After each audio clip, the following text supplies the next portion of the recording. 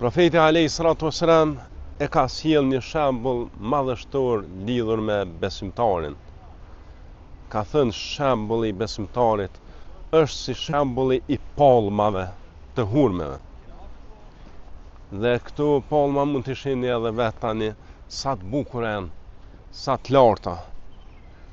Kështu është edhe besimtari, e ka ambicën e lartë.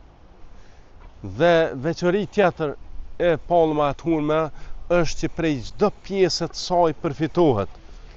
Imagjinoje deri edhe prej këtyre fijeve ka dobi shëndetësore, dhe prej rrojve, dhe prej degëve, e mos flasum prej frutave të ëmbël që i kanë hurmet.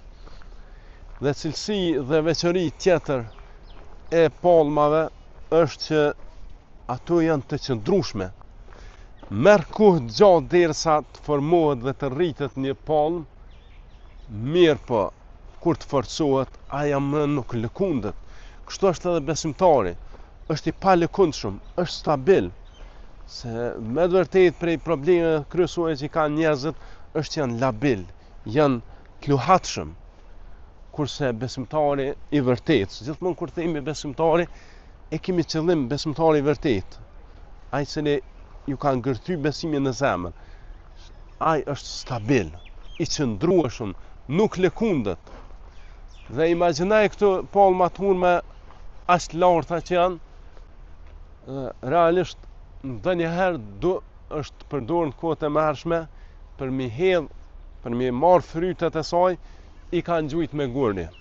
I kanë ngjujt me gurrin nalt që me zbrit poshtë kalaveshat.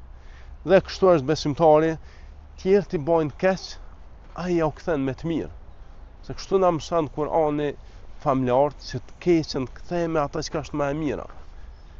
Dhe pastaj ka edhe dobi tjera, krahasime tjera midis besimtarit dhe palma të hurmës, është edhe çështja që gjethet nuk i bin palma të hurmës.